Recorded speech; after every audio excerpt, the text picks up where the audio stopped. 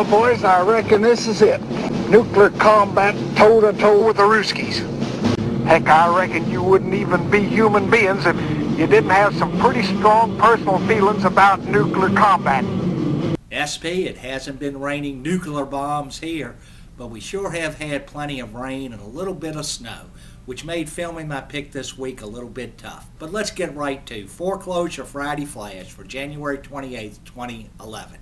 I've often said that when my children are grown and out of the nest and I have my warm climate winter getaway, I'd like to have a little cottage in the city, and there's no place I'd like to be more than Northside on the side streets of Chevy Chase, Mount Vernon, and Monticello. In these 3 one-block side streets between Bellevue and Nottoway Avenue, some of the most enchanting homes in the Richmond area can be found, and my pick this week at 4018 Mount Vernon Street is no exception. Built in 1929, 4018 Mount Vernon is a cedar shake sided story-and-a-half Cape Cod just reeking with charm, whether it's the Tudor timbering over its entrance, the soaring chimney with crest insert, or the broken slate tile roofing.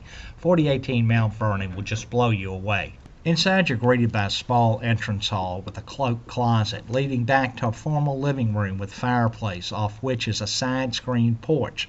The walls are plaster and finished in the English style of rough surfaces. To the rear is a formal dining room with arched passageways back to the living room and to the rear hall.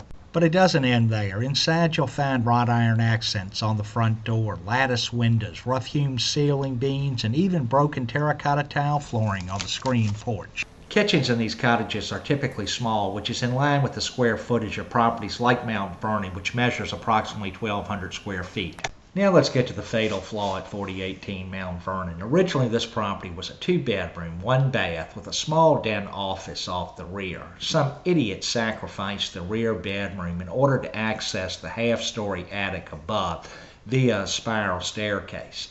The attic area has been finished, but for what purpose is unclear. I'm a fairly short guy and I can barely stand at the apex of the roof ridge. While the area has a cool look, its functionality, including another full bath, is minimum. Don't get me wrong, there's a lot to like about Mount Vernon, but you're best served by removing the spiral staircase and creating another access to the attic area, even if it was by an internal ladder. 4018 Mount Vernon is a HUD property, and HUD changed their bid process for acquiring these properties in the fall. Under the old system, I was fairly certain at what price HUD would sell these properties based on their days on market. With the new HUD bidding process, I'm not so sure, but I'm working on it. My guess is this property is going to languish on the market and eventually sell for under $150,000. It's currently offered at $210,000, was foreclosed on for over $245,000 in October 10, and sold in October 07 for $239,500. And that does it for Foreclosure Friday Flash for January 28th, 2011. Hey, if you're watching this on Facebook and you like what you see, hit that like button below. Even better, leave me a comment. And if you have any friends who might find this information beneficial, please forward it on to them. We're sneaking up on my next renovation finance workshop, which will be on February 9th at 7 p.m. If you're interested in attending, you can call the 800 number you see on your screen now for more information and to register, or you can visit our web address, renovationfinanceworkshop.com, and register there too. I'll see you next week. But there's one thing I know, the blues they send to meet me won't defeat me.